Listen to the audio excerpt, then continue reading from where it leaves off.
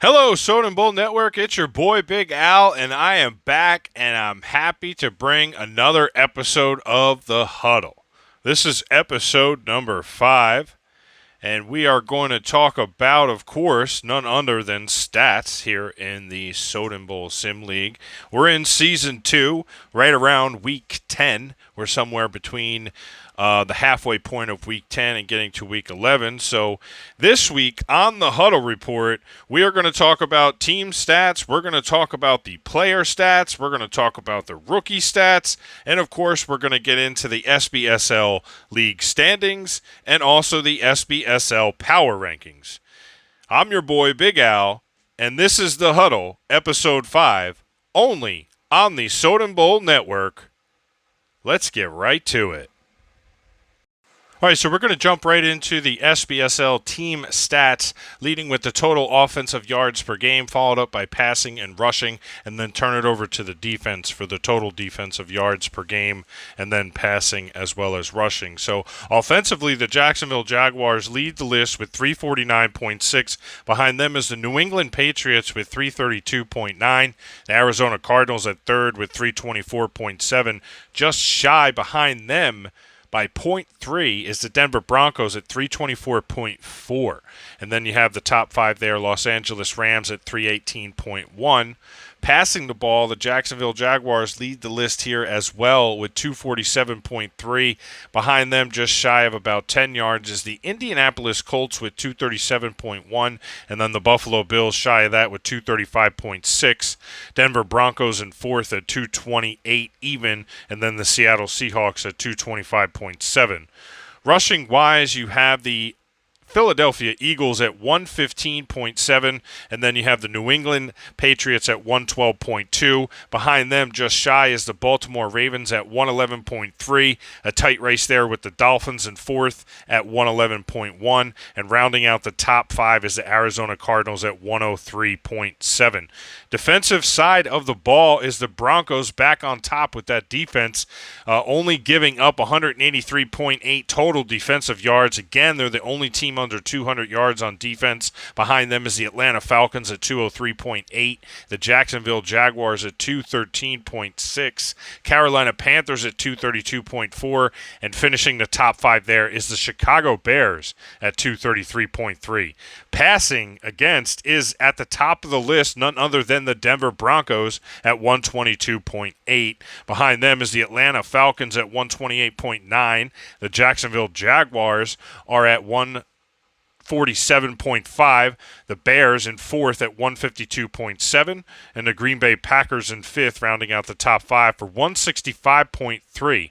Finishing up the team stats in rushing is going to be the Pittsburgh Steelers at 53.9, and then you have the Kansas City Chiefs at 54.6, Carolina Panthers at 56.4, Tennessee Titans at 57.1, and finishing the top 5 for the SBSL team stats on rushing yards per game.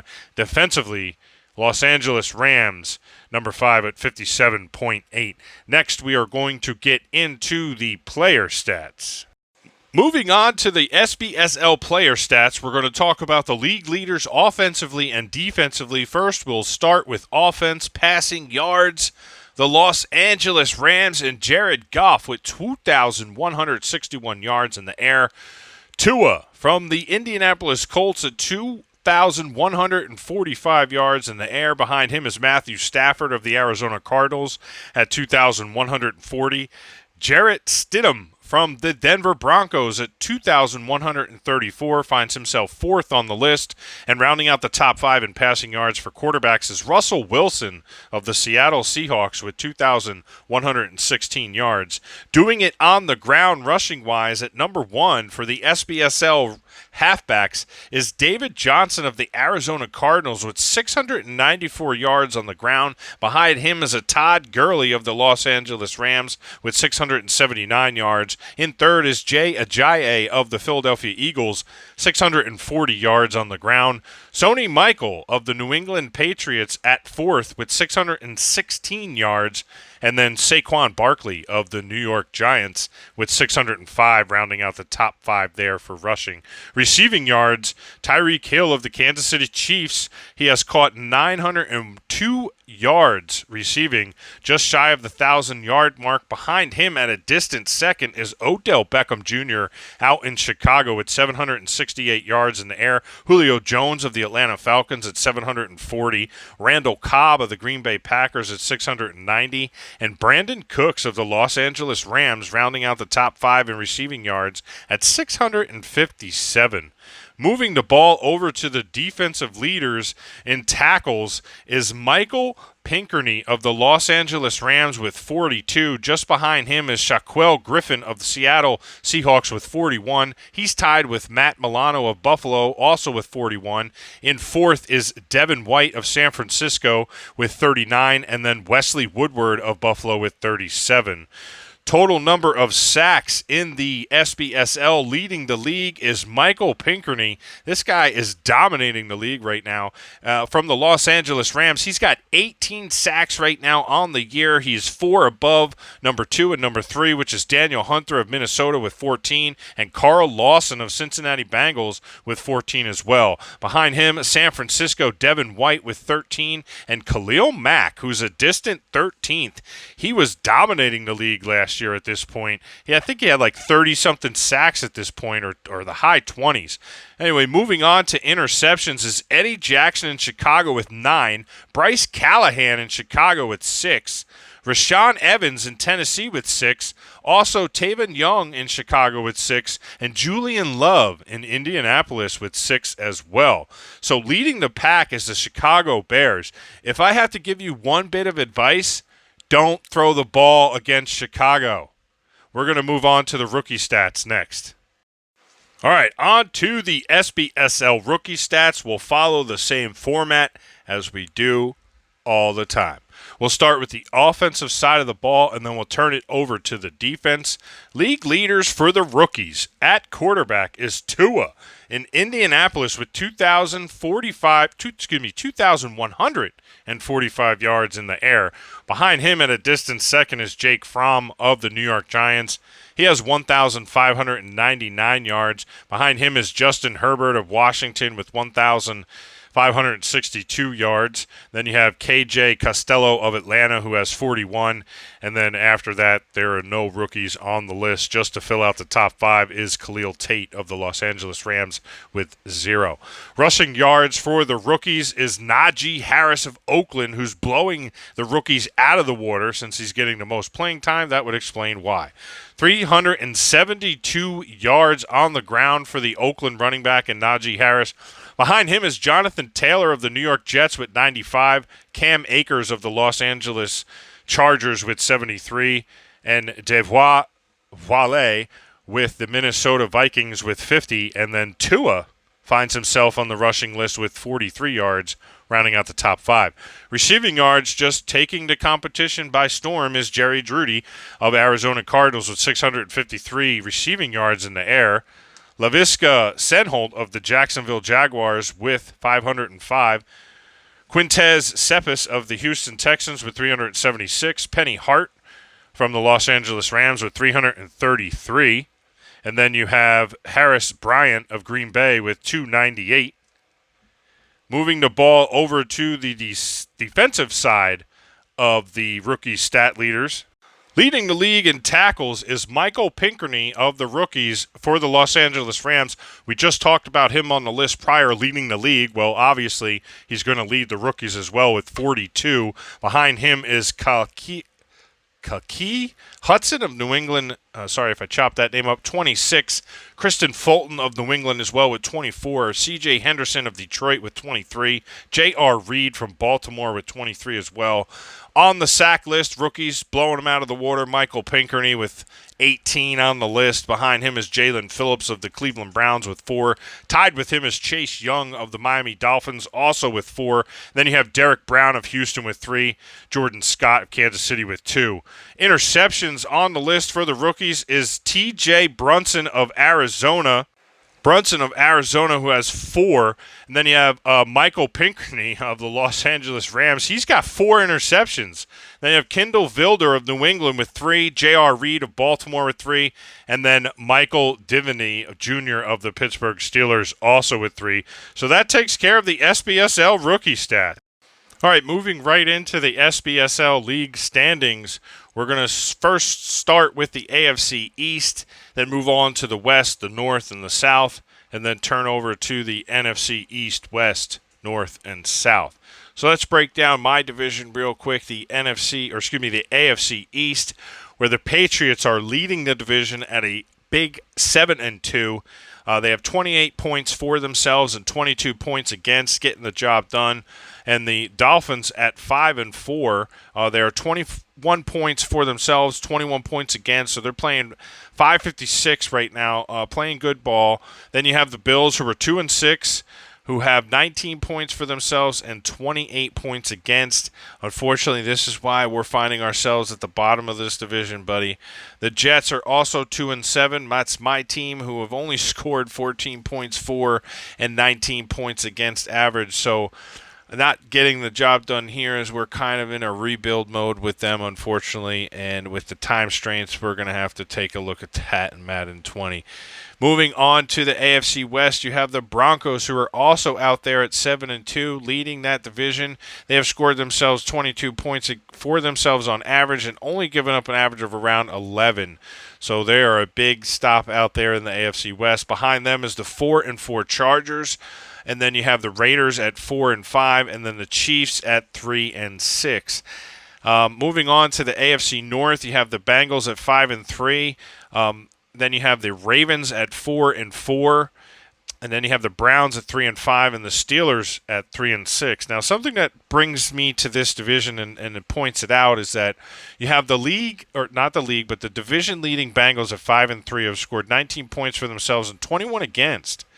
And behind them is the Ravens at 4-4, who's also scored 19 points average for themselves, but given up against only 17. Now, the Browns are 15 points for and 21 points against, and the Steelers at 18 points for and 20 points against. So that playing a little bit of a factor, playing outside of that division might be tough for the AFC North this year, finding themselves scoring less than they are giving up, but still victorious. The AFC South leading Colts at 7-2. So every division in the AFC has a leader in it, or 3 of the 4 have a leader in it of 7 wins, 2 losses, and this being the Colts, who have scored 24 points on average for themselves and 16 against. The Jaguars at 5-3.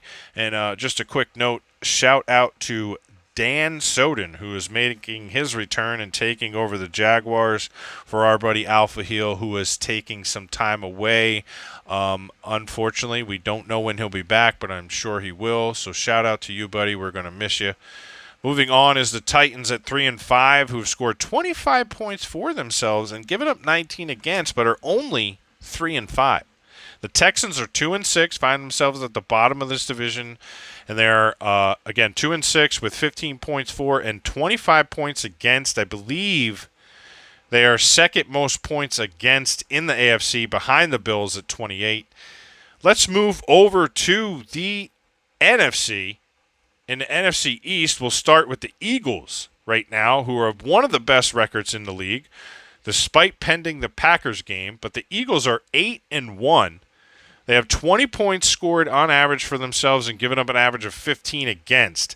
They're pretty much running away with the NFC East. The Giants at 4-4, the Redskins at 3-6, and the Cowboys at 2-6. Moving out to the NFC West, where the Rams are tied with the Cardinals. Both are 7-2. The difference here, I think, will be the Cardinals. But the Rams have scored 25 points for and 13 points against. That's huge, 13 points against. That's like Denver Bronco numbers. Now you have the Cardinals at 7-2, also had 30 points for and 19 points given up against, so that's a key trait there. The 49ers are 3-6, 16 points for, 21 points against. The Seahawks at 2-7, which is a surprise, but as we know, Mr. Seahawk himself is in and out of the duties, so he is, Don't sleep on the Seahawks. Trust me. 19 points for and 22 points against. You have the NFC North, the Packers, who are a perfect 8-0 right now in the SBSL. They are pending their game this week, I believe, which they haven't played yet here in Week 10. They are a perfect 1,000%, and they're 29 points for and 15 points again. That's great numbers for them. That's why they're 8-0. Then you have the Bears, who are 6-3, and then you have the Lions and the Vikings, both at 2-7. Just not getting the job done there in the NFC North.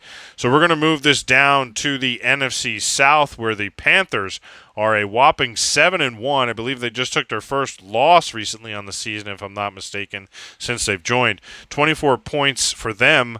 And 11 points against for the Panthers. Behind them is the Falcons at 6-3, who still have a shot at the division. They are 20 points for and 16 points against. And then you have the Buccaneers at 3-5, and then the Saints are at 1-7. So if you're looking at the top teams right now, you'd have to say it's the Packers in the NFC, and then you have the Eagles in the NFC, the Rams, the Cardinals. They're both at 7-2, and then you have the Panthers, who are at 7-1 as well. Other strong, notable teams are the Falcons, are 6-3. You also have the Bears at 6-3. So those are probably the dominant teams you're going to see fighting for the playoff spots in the NFC. Taking a look at the AFC, pretty much you have the Patriots, the Broncos, and the Colts are pretty much running away with that one. The AFC North, as I talked about, is kind of a turn-up division. I don't know if the Steelers or the Browns might still have a chance, but it's quite possible with the way things are going in that division. I'm not sure what the schedule strengths are, unfortunately, but just looking at it here in Week 10, I'd have to say that your strong teams on the AFC East are going to be the Patriots, the Broncos, the Colts. In the AFC North, if I had to pick a winner out of that one, I'd probably go with the Bengals. In that one, I played the Bengals this year. I think I've also played the Ravens. Both are strong and both are good teams. Honestly, either one of those two teams could possibly come out of the AFC North there.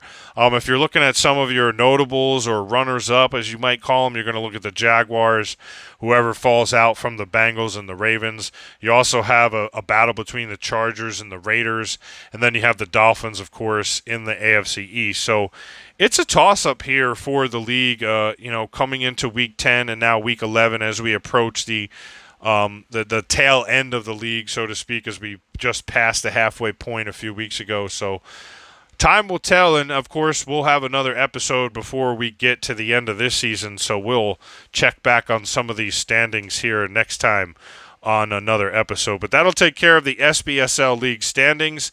Next up we'll pay some bills. That last episode was sponsored by our Allied Plumbing and Heat LLC, located out in the Colorado Springs area. Check them out at www.alliedphllc.com. Allied Plumbing and Heat, veteran owned and operated. It's a name you can trust. All right, so we're going to get right into the SBSL Power Rankings as we sit currently with the way it's updated on the DL. That's known for Daddy Leagues, in case you're not aware of what DL. It doesn't mean down low, no, or download, no, not at all. So getting right to it, the top 10, as you can see here on the left side of my slide, you have 1 through 10. On the right side, you have 11 through 32. We show the wins and losses, what their previous rank was, what the current rating is that they have right now, what the difference was between where they were last and where they are now. I think the last time we did the SBSL Power Rankings, it was right around Week 4. So here's where we sit. At number 1 is the Green Bay Packers, of course, who are 8-0 currently. I think they're pending their game. They are previously ranked 12th. The difference is 11. They jumped 11 spots. That's huge. And behind them at number 2 is the Broncos at 7-2. They were previously ranked 15th, so that's a 13-point difference maker. That's huge. Then you have the Carolina Panthers, who are 7-1. They were previously ranked 7th. Now they are up to number 4, so not a big jump, but they did move in, up top. But you have number 1 and number 2, who weren't even inside the top 10 last time, are now 1 and 2, and they jumped from 12 to 15. At the bottom at number 10 last week was the Philadelphia Eagles, who now find themselves at number 4, who are 8 and 1. Then at number 5, you have the Arizona Cardinals, who are at 7 and 2. They were previously down at number 27, so they cracked the top 10, moving up 27 spots. Then you have number 6, the Los Angeles Rams at 7 and 2. They were previously ranked 20th. Now they jumped 14 spots into the number 6. And then you have the New England Patriots at number 7, who are 7 and 2. Their previous rank was 27. Now they're at 20 spots up to number 7. Then you have the Indianapolis Colts at 7 and 2, ranked 8th right now. They were previously ranked 13th, so they jumped 5 spots to number 8. Cincinnati Bengals, as we talked about, and I mentioned that team is possibly the team that will come out of the AFC North. They're 5 and 3. They were previously ranked 17th, so they jump 8 spots to number 8. And then you have number 10, the Bears at 6 and 3. They were previously ranked number 1, so they dropped 9 spots. I mean, this is a top 10 team who's dropped 9 spots from 1 to 10. Now, just take a look at this top 10 real quick, because something's changed since week 4, people. And, I mean, if you look at other than the Panthers and the Bears, you have 1, 2, 3, 4, 5, 6, 7, 8. 8 of the top 10 teams came from the bottom of the barrel. Now they're at the top, floating to the top. You got the team that was previously ranked 32 is now number 5. The Arizona Cardinals. Keep an eye on the Cardinals right now, people. 27 spot jump. I mean, that is the biggest jump of any team that I've seen thus far doing the huddle. So great job to the Arizona Cardinals. So that takes care of the top 10. If you look over to the right, you'll see 11 through 32. All right, so the last time we did the episode 4, which is a few weeks ago in CFM, and also 2 weeks ago on the calendar, we talked a little bit about a new feature I wanted to bring to the huddle called Real Talk. And I think I have them reversed here in the slide 1 and 2, but on the Twitter that I dropped, which, by the way, follow us on Twitter at @the_huddle_SBN. We do have a Twitter handle for the show, so we do polls and votes and stuff like there based on the show. We like to put that out after we're done with the production. So we asked the community which slide you liked better as the slide for the Real Talk, and everyone in this case picked number 2, which I think on Twitter was number 1. But so that will be the one that we'll go with, which is in the bottom right corner here, the huddle, where we watch sports, drink beer, and discuss issues. It's called Real Talk. We're going to bring that back together every so and again. And as I mentioned earlier in the show, and briefly, if you're living under a rock and you didn't realize that Alpha is no longer in the league anymore because he has to take care of adult duties and not play video games like kids. But we all have things going on, so I would like to, him and I mentioned to him what we were going to try to do, and I don't want to give it away, but, I mean, it doesn't sound like he might not be here. I'm not sure. So we were going to hijack each other's show. Like, I was going to take over Unfiltered. He was going to take over the huddle. We were going to kind of try and mimic each other's show. So what I want to do in his honor is I don't want to steal it from him. I just want to borrow it. I'm just going to borrow hot takes or something like that, or maybe I'll throw my face on an episode here where you could see Big Al in the attic, a.k.a. the man cave, the studio. But, I got some new stuff coming along that I want to get to the community. Got like a little video editor thing, so I want to work on some of that stuff, maybe do some highlights and stuff for the future. But we have some things planned, man, and I hope you guys are ready for Madden 20. I hope you guys stick it out and do what you're supposed to do and be a part of the community. That's what we want to see. So, guys, that's all I got for you this week. It's a little bit short. It's a little bit choppy. The editing on this one wasn't so great. I tried some new things with some of the new programs that I purchased. So, other than that, that's everything I have here for the huddle episode 5 for the huddle. What the f is an huddle? That's Real Talk. Anyway, That's all I got for episode 5 of The Huddle. I'm your boy Big Al and host of The Huddle, only on the Soden Bowl Network, and I'm out.